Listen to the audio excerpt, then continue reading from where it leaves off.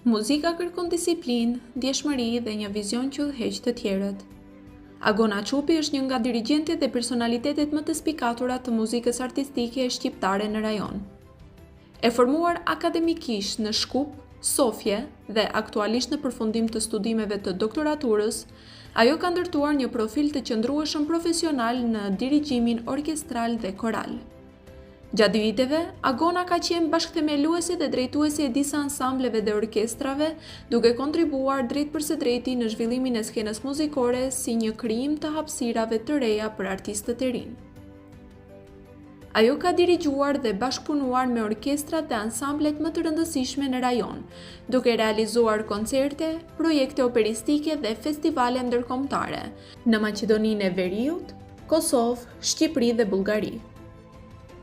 Përveç skenës artistike, Agona Çupi është aktive edhe në fushën akademike si docente në Universitetin Shtetëror të Tetovës, duke formuar breza të rinj muzikantësh dhe dirigjentësh.